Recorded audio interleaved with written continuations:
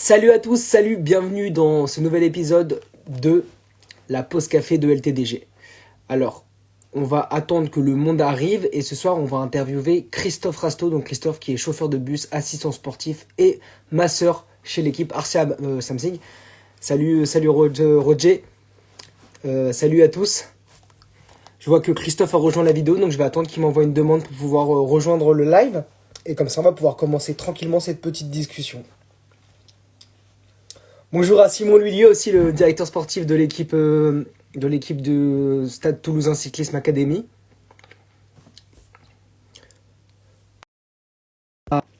S'il arrive à rejoindre le live, normalement ça devrait le faire, hein. En attendant, vous pouvez lui laisser vos questions. Vous savez, si vous voulez savoir un peu comment ça se passe la vie d'une équipe professionnelle de vélo. Salut à tous, salut Raphaël.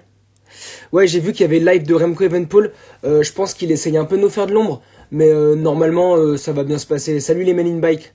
Normalement Remco, un jour il sera ici sur la pause café de LTDG, vous inquiétez pas. Est-ce que N'hésitez pas à poser vos questions. En attendant, on va y répondre, hein. On va en profiter pour faire des petites réponses à vos questions. En attendant de voir si Christophe arrive à rejoindre le live.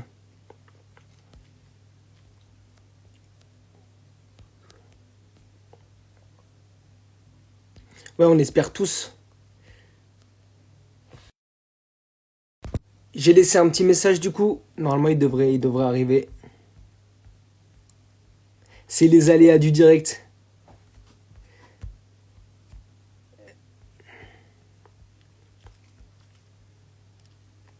On met combien de temps à monter les vidéos? La vidéo, c'est la question de Clément là qui nous demande. On met un peu de temps tous les jours. Le plus compliqué, c'est vraiment de se mettre face à la caméra, de trouver le sujet et de trouver vraiment le sujet pour répondre. Après, une fois qu'on l'a fait, le montage, on est de plus en plus efficace et de plus en plus rapide.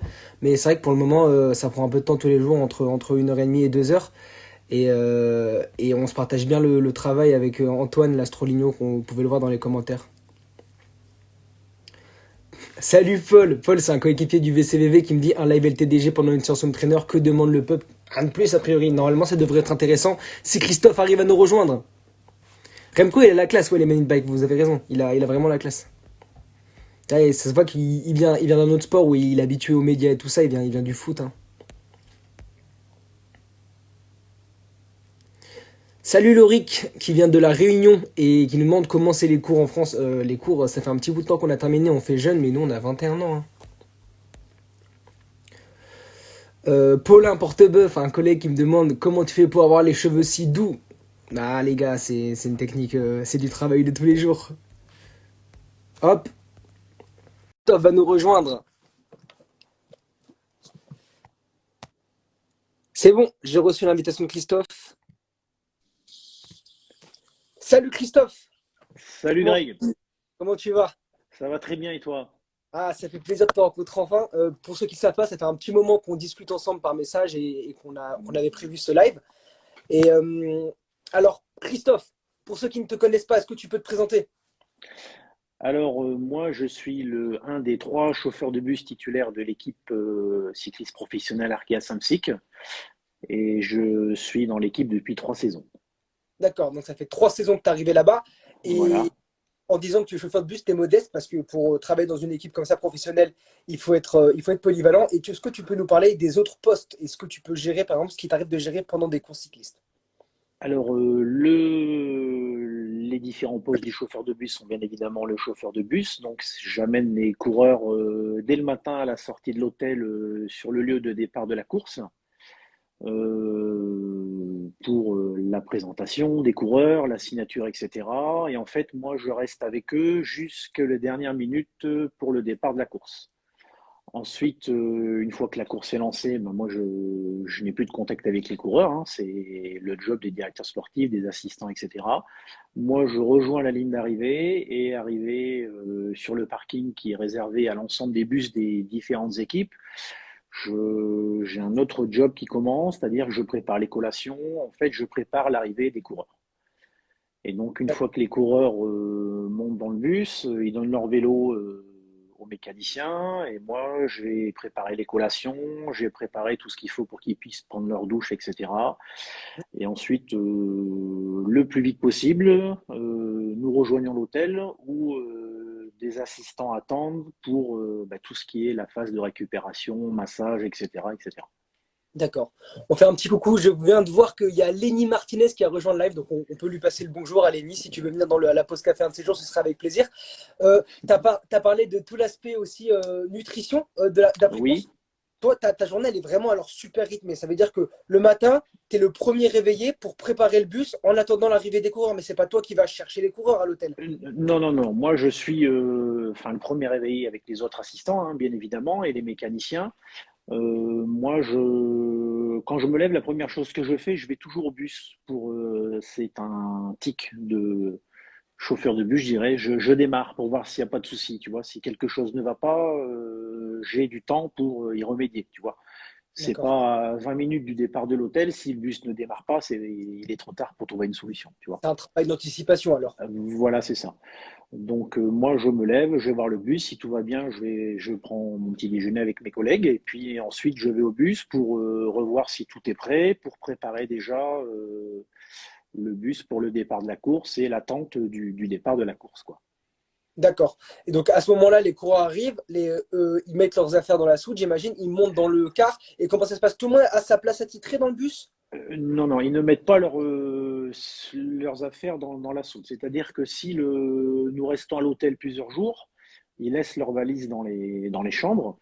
Sinon, c'est un travail d'un ou plusieurs assistants qui récupèrent les valises des coureurs, le mettent dans le camion atelier où il y a les vélos, et tu as un assistant on dit l'assistant fait l'hôtel. Donc l'assistant va s'occuper de la réservation des chambres, du menu, du restaurant, etc. Et il va déposer les valises des coureurs dans les chambres. C'est-à-dire que les coureurs, à l'issue de l'étape, quand ils ont leur numéro de chambre sur un groupe WhatsApp qui est créé uniquement pour l'occasion, ils D'accord. savent dans quelle chambre ils vont aller, et quand ils arrivent dans leur chambre, leur valise est déjà prête, en D'accord. Donc le but vraiment, c'est que les coureurs aient le minimum de fait. choses à faire Exactement. pour ce qui se concentre sur la récupération.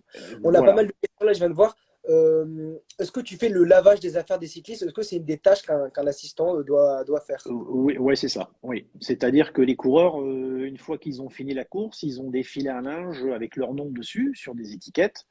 Ils me confient leur linge et puis moi, je m'occupe du linge. Alors, il y a deux solutions. Soit le soir, je repasse dans les chambres et je leur donne le linge. Soit, comme ils ont grosso modo toujours à peu près la même place, je sais exactement qui est où et je dépose le linge sur la chaise du coureur, enfin sur le fauteuil du coureur dans le bus.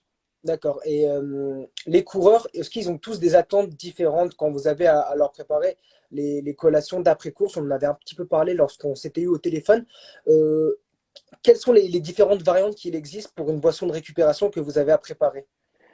Alors, la veille au soir de la course, il y a un carnet qui est rempli par les coureurs qui nous demandent quelle boisson de course, bidon 1, bidon 2, qu'ils veulent sur la course. Et en boisson de récupération, on a des partenaires et différents goûts, par exemple vanille, chocolat, fraise, etc. Et puis ils me demandent soit je le veux avec de l'eau ou avec du lait ou autre chose, tu vois. Mais ça c'est prévu, il y a aucun problème. D'accord, donc tout est prévu à l'avance. Et Voilà. avec ça, après la course, c'est aussi bien de faire une petite collation solide, parce que pour Oui. pas liquide. Et ça aussi, c'est toi qui t'occupes de préparer? Ouais, ouais, ouais, ouais, ouais. C'est moi qui m'occupe de ça en partenariat avec le diététicien. C'est ce qu'on a beaucoup de postes différents chez nous, hein. On a des entraîneurs, directeurs sportifs, diététiciens, médecins, kinés, ostéo, etc. Tu vois. Donc moi, en accord avec le diététicien, je fais telle ou telle récup pour les coureurs en variante sur une course à étapes. Le plus compliqué, c'est de trouver des collations différentes chaque jour, en fait. Tu vois. Ah oui, pour pas qu'ils se lassent. Exactement. Et par exemple, est-ce qu'il y a beaucoup de différences entre une course par étape et une classique, une course d'un jour, au niveau du nombre de membres du staff qu'il y a dans le bus, au niveau de l'organisation? J'imagine que ça doit changer différemment entre 3 semaines de course sur le Tour de France et une petite classique en Belgique, par exemple. Oui, oui, oui, oui, bien sûr, bien évidemment. Il y a plus de personnel, il y a plus de staff pour une course à étapes, ce qui est logique. Mhm. Et c'est une organisation qui est totalement différente. C'est-à-dire que la course d'un jour, la classique en Belgique par exemple, on va prendre l'exemple, une fois que la course est finie, les coureurs repartent chez eux tout de suite. Tu vois. Très bien. Ah Euh, bah, trop bien. sur, Ouais, vas-y. sur une course à étapes, je dirais une fois que la course est finie, pour nous, c'est une autre course qui commence. C'est-à-dire que on pense au lendemain. On D'accord. pense à la récupération. Les directeurs sportifs, ils ont déjà en tête tout le travail du lendemain, l'étape, etc., etc. Les assistants, il faut qu'ils prennent les coureurs qui leur sont attitrés pour le massage. Il faut que D'accord. tout soit fait le plus vite possible. La priorité, c'est la récupération du coureur, le massage et le repos. D'accord. Et dans le bus, du coup, c'est là que se passent tous les briefings. Tu parlais d'une course après la course. Oui. Comment ça se passe, le briefing, les directeurs sportifs? Est-ce qu'ils savent du jour au lendemain sur une course à étapes quel va être leur briefing ou alors ils adaptent en fonction de la course qui a eu lieu le jour d'avant? Alors, il faut savoir que les directeurs sportifs font le parcours, etc., plusieurs jours à l'avance. Généralement, très souvent, c'est les mêmes courses d'une année sur l'autre. Donc, ils ont tout étudié, que ce soit le kilométrage, le vent, les secteurs pavés, les endroits où la décision s'est faite sur la course l'année d'avant, etc., etc. Ils étudient tout. Je pense qu'ils doivent y passer des heures et des heures, tu vois. Et environ 1 heure avant le départ de la course, ils branchent leur ordinateur sur la télévision et puis là, il y a le brief qui est fait pour expliquer aux coureurs la tactique de course, la météo, lui il est en forme, lui il n'est pas, etc., etc., quoi. Ouais, d'accord. Et donc les briefings sont vraiment adaptés à la forme du moment dans le bus. C'est-à-dire que est-ce que les rôles ne sont pas prédéfinis pour la saison, ils sont bien malléables en fonction des courses. Voilà, c'est ça, ouais. Ouais. Mais ça, c'est plus le rôle du directeur sportif. Moi, quand le briefing va débuter dans le bus, moi, je les laisse tranquilles. Tu vois, je sors du bus, je vais discuter avec mes collègues, mais Bien sûr. chacun a sa façon de gérer. Moi, c'est un moment très important, le briefing, tu vois, où ils ont passé quand même des heures et des heures à peaufiner. Donc, moi, je les laisse tranquilles. Et Donc, voilà, les directeurs sportifs sont avec les coureurs et puis ils discutent de ça ensemble. Moi, j'ai pas à intervenir là-dedans. oui, oui, Chacun son job. chacun son rôle. Et Voilà. tu disais que tu allais voir tes amis pendant le briefing. Est-ce qu'il y a une bonne ambiance au sein de peloton, même entre, par exemple, les chauffeurs et les assistants sportifs des différentes équipes Oui, durant, oui, oui, oui, oui, oui, oui. C'est très très important. C'est-à-dire que au fil du temps, au fil des années, tu te rendras compte que c'est quasiment toujours les mêmes chauffeurs de bus. Sur le peloton mondial, on doit être, je sais pas, tu comptes à peu près 3 chauffeurs de bus par équipe. On doit être une soixantaine, donc on se connaît tous. Moi, par exemple, avant, j'étais dans l'équipe de Roubaix. Maintenant, je suis chez Arkea, donc on se connaît tous. Si on voit un chauffeur de bus qui est avec un problème mécanique, etc., sur le bord de la route, on va s'arrêter. Tu vois, il y a une solidarité, c'est logique. Aujourd'hui, c'est moi qui l'aide, demain, c'est lui qui m'aidera. d'accord, ok. Donc c'est bien, il y a vraiment une solidarité au sein Oui, oui, du. oui, c'est très, très Pas important. Ouais. vraiment pour se faire Ouais. la guerre comme on pourrait le penser, vu que c'est la compétition. Non, pas du tout. Non, non, entre nous, il y a pas de guerre. Il n'y a pas de guerre. Christophe, t'as passé un bon Oui. week-end. À trois, avec Anaïs Morichon. Qui avait fait pourtant une mauvaise course le samedi en cyclocross. Il faut savoir, explique pourquoi tu étais là-bas et explique-nous ce qui s'est passé dans ce week-end parce que c'est fabuleux. Alors, moi, j'étais là-bas puisque cet hiver, je m'occupe de Anaïs Morichon et une autre partie du staff s'occupe de Amandine Fauquenet qui a fait la Coupe du Monde, enfin, qui a fait les courses en Belgique. Qui te passe le bonjour d'ailleurs. Je l'ai eu par message. Ah d'accord, bon, tant mieux. Donc moi j'étais avec Anaïs Morichon samedi et dimanche pour la Coupe de France et en même temps c'était la finale de la Coupe de France. D'accord. Donc samedi Anaïs n'a pas fait une mauvaise course, elle a eu un ennui mécanique au bout de 20 minutes. Oui, Voilà. c'est ce que. Elle était très frustrée, c'est ce qu'elle a dit dans les médias. Ben, c'est logique, hein, c'est une battante, Ouais. hein, elle c'est la gagne tout le temps, donc tout s'est joué le dimanche et ça s'est très bien passé pour nous, ça s'est très bien passé pour elle, donc elle a gagné la finale de la Coupe de France. Voilà. Et ce que tu ne dis pas, c'est elle était au classement général à un petit point juste devant Perrine Clausel et elle Oui, s'impose à 3 devant Perrine Clausel. Donc elle voilà, remporte le classement général de la Coupe de France c'est et du coup, ça. à son palmarès en costaude, on peut le dire. Oui, C'était oui, oui, oui, oui, oui, oui. Là, il n'y a pas eu. Elle s'est entraînée elle a fait les sacrifices qu'il fallait et le résultat paye, quoi. Donc tant Bravo, mieux, moi ouais. je suis très content pour elle. Voilà, Euh, exactement. j'ai l'impression que tu as, un petit Jérémy Levaux, bonjour Jérémy, qui est pro à Sport, qui te dit que tu es un peu trop sérieux. T'es pas aussi sérieux que ça normalement dans la vraie vie? Bah, Dans la écoute, vraie. Jérémy, c'est un ami que je Mhm. connais depuis très très longtemps. Son frère d'ailleurs nous rejoint l'équipe Arkea Samsic en tant que directeur sportif. Mais effectivement, Jérémy, il a raison, mais voilà, ce qui se passe dans le bus reste dans le bus, quoi. Tu vois, c'est... Oui, effectivement, je suis beaucoup plus sérieux. J'ai mis mes lunettes que je mets très rarement. Donc, mais Jérémy, c'est un ami, il me taquine. Donc, oui, Ouais. Jérémy, tu as raison. Voilà. Oui, Jérémy, tu as raison. La tête dans le guidon, c'est un média très sérieux, mais il faut être cool quand même et détendu. Tu peux enlever Exactement. tes lunettes si tu veux, hein. Exactement. Ouais, T'as c'est une ça. anecdote, un petit pic à envoyer à Jérémy en retour ou pas quelque chose qui te vient en tête? Bah écoute, oui et non, parce que si je t'envoie une anecdote, il va t'en envoyer une derrière, donc Oui. ça va rester entre nous. Ça va rester entre On nous. se fera un petit live pour faire un battle entre vous deux si vous voulez, mais c'est Voilà, vrai que c'est pas. y a pas de souci, il y a pas de souci, il y a pas de Donc, souci. Arkea Samsic, cette année, c'est quand même une super saison que vous avez fait pour revenir à quelque chose de plus sérieux. Donc, l'équipe d'Emmanuel Hubert, là, quand même, 12 victoires, ce qui est pas mal du tout. Une équipe, d'ailleurs, que vous avez beaucoup aimé les courses en France, vu qu'il y a eu 9 victoires en France et 60 podiums. Comment elle s'est vécue au sein de l'équipe cette saison? Alors il y a 3 ans, l'objectif de l'équipe Arkea Samsic, ça a été le passage en World Tour. Mhm. Donc c'est un discours et une motivation qui a été donnée par Emmanuel Hubert. Il y a 3 ans, ça pouvait être peut-être un peu flou pour certaines équipes, mais pour nous, c'était lancé. Voilà, il y avait Il faut rappeler, excuse-moi de te couper, tout le monde n'est peut-être pas au courant que depuis il y a eu un nouveau règlement UCI, les points sont comptés sur 3 années avant de savoir qui monte. exactement. C'est pour ça que tout a été fixé il y a 3 ans. Voilà, c'est ça. Donc, on va prendre l'exemple de cette année où, en fait, il faut savoir que l'hiver prépare la saison qui va venir. D'accord? Donc là, bah, l'hiver dernier, il y a eu un très très gros travail des directeurs sportifs, des entraîneurs, etc.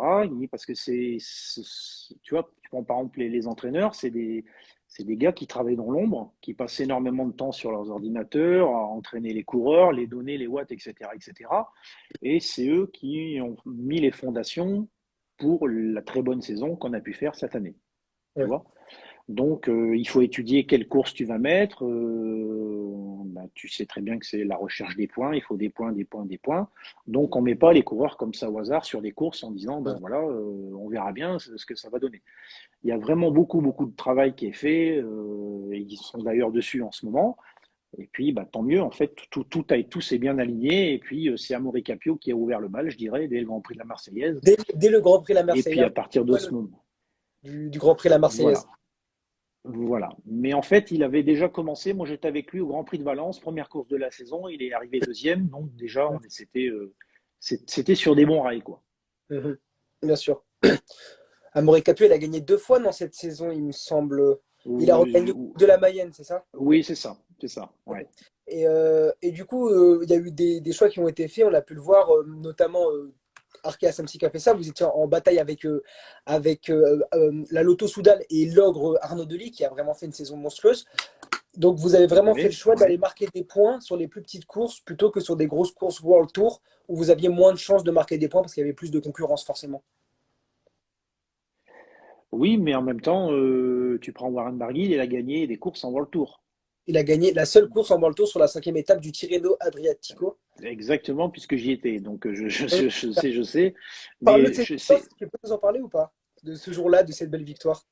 alors en fait, ce jour-là, cette belle victoire, elle a été faite avec le travail de son équipier et ami Clément Russo, hein, parce que c'est vraiment c'est des amis, hein, c'est plus que des super potes, c'est des amis. Et Warren, je me rappelle, c'était dans une bosse et il y avait 2 ou 3 tours avant à faire, et il avait déjà attaqué avant, peut-être pour tester ses adversaires Tapé. ou voilà. Et puis ensuite, bah, Clément a fait un très très gros boulot. Et bah, Warren a conclu, et puis ça a fait plaisir, quoi. Ça fait plaisir. Parce que Et, c'était tôt dans le début de saison, c'était une course World Tour, c'est une très très belle victoire. comment ça se passe les soirées? Qu'est-ce qui se passe quand on gagne comme ça en World Tour? pour un coureur comme Warren Barguil, euh, pour une équipe comme Arkea, comment ça se passe en Inside? Est-ce que c'était un peu votre victoire aussi? Vous l'avez senti, Oui, ben, de toute façon, Warren fait toujours partager ses victoires à tout le monde, avec les autres coureurs, avec le staff, puisque c'est la victoire de tout le monde, hein. Donc, quand je dis le staff, c'est assistant, chauffeur de bus, mécano, directeur sportif, puisque tout le monde participe à cette victoire, tu vois. Après, quand on rentre le soir à l'hôtel, ben, c'est pas la fête non plus, puisque Tirreno, c'est une course à étapes, il faut penser à la récupération le lendemain. Mais ça fait très très très plaisir venant de Warren, parce que c'est quand même un gars qui s'entraîne très très fort, qui fait beaucoup de sacrifices. Et puis, si tu te rappelles bien, ce jour-là, tu avais quand même Remco Evenepoel, Pogacar, etc., qui étaient dans la course, quoi. oui, oui, oui, non, c'était. Il y avait un très Voilà. très bon Valentin Ferron aussi, un autre Français Oui, qui était dans l'échappée exactement. avec Warren Barguil et qui s'est imposé Voilà. d'ailleurs quelques semaines plus tard sur le Critérium du Dauphiné, il me semble, ou le Voilà, Paris-Nice. c'est ça.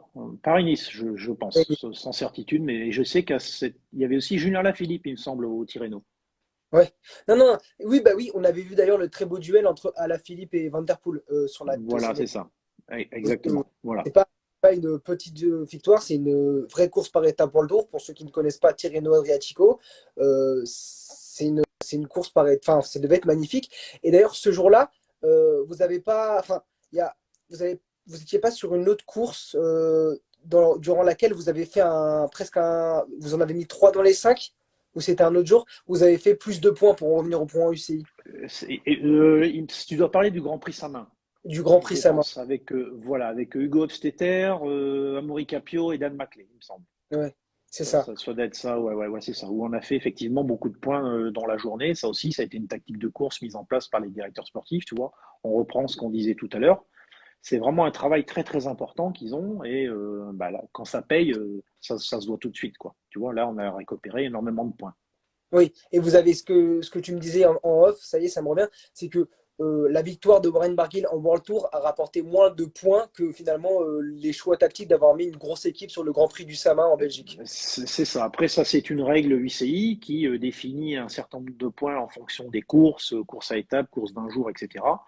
Et bah, on en revient toujours au calcul des entraîneurs, des directeurs sportifs qui disent bah, tel coureur va plus performer sur cette course, même si elle est peut-être pas World Tour, mais on aura peut-être plus de points que sur une course World Tour.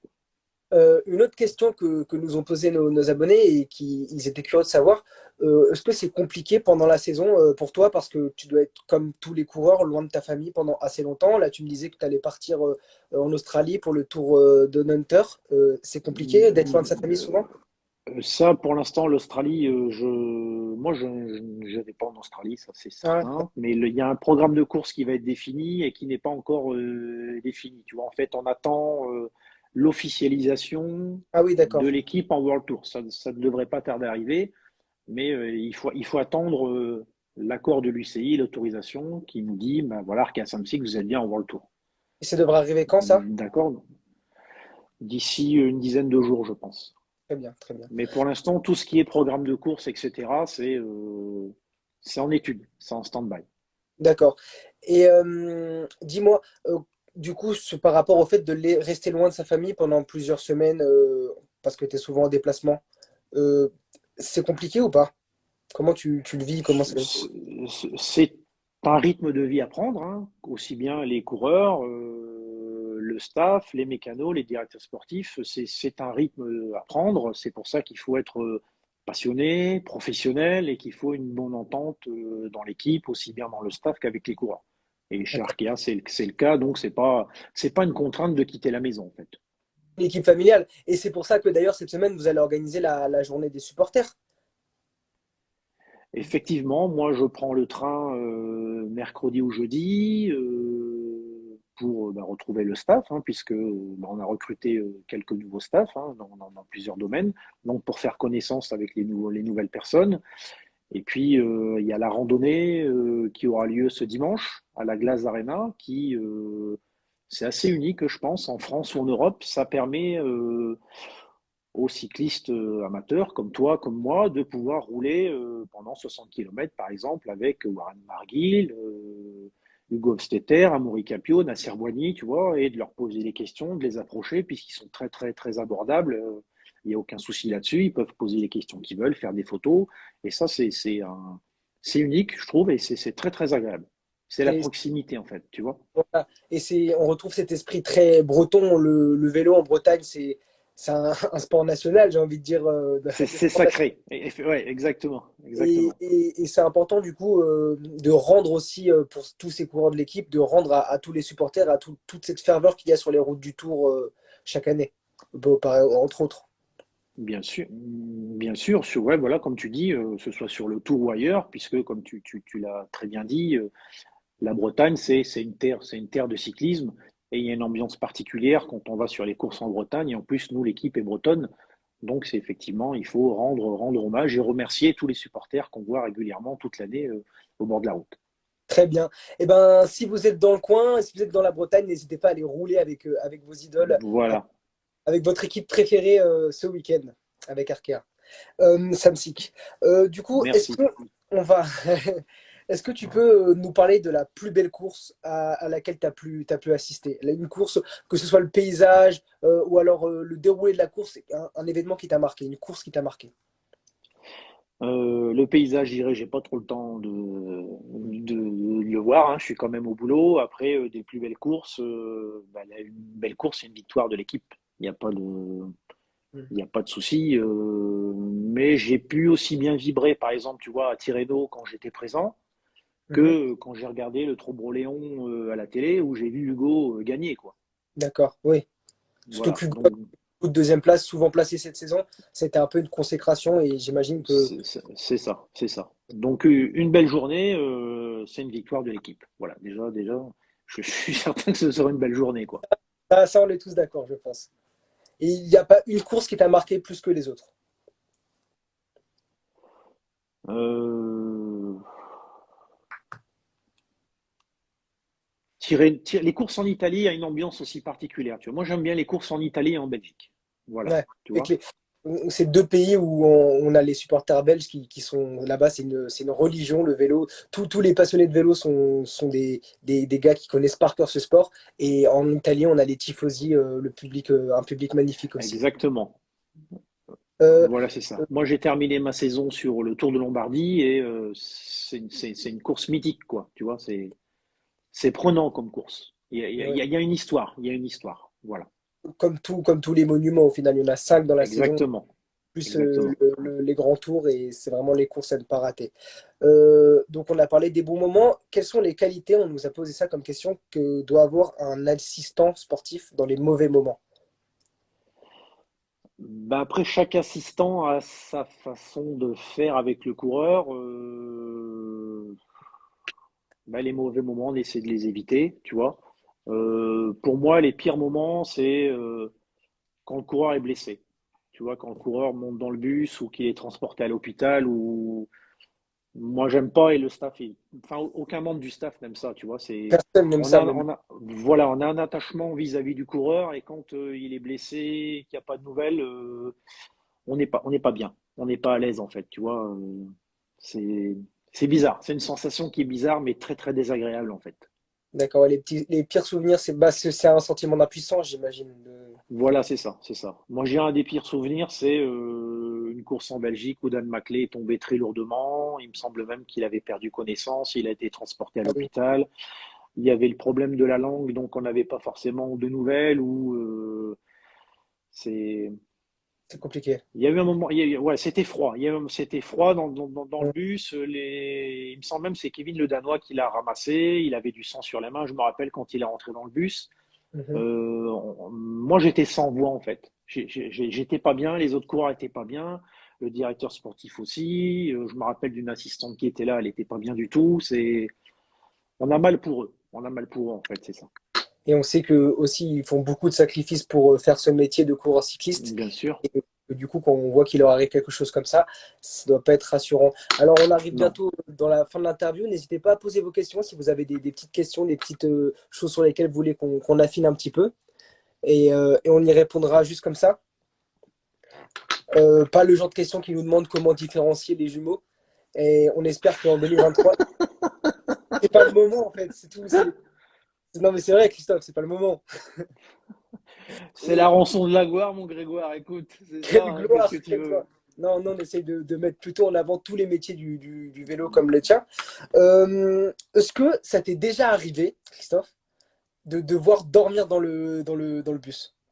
D'être d'arriver à un point où tu t'as dû dormir dans le bus? Non? Non, Jamais? non, Quelqu'un qui nous non, non. demandait ça en rigolant? Non? Non, non, non, non, non, non, non. Et puis dans le bus, à titre d'information, il n'y a pas de lit, hein. Il y a des grandes banquettes, mais il n'y a pas de lit, hein. C'est vraiment des bus aménagés. Tu fais des recherches sur YouTube, tu tapes Oui, bus équipe cycliste professionnelle, on te fait des visites de bus.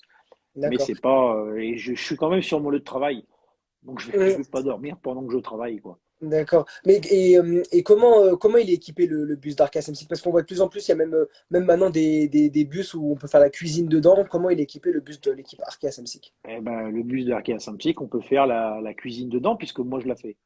Oui, Donc en fait, tu vois, maintenant les bus, tu as environ 8 ou 9 places en siège individuel à l'avant. Tu as un coin cuisine, frigo, douche, toilette, et dans le fond, tu as encore un salon avec des télévisions. Euh, En fait, c'est la vie intime du coureur. C'est un vestiaire de coureur, mais c'est aussi un endroit de travail, puisque tu vois, il y a le briefing avec les directeurs sportifs.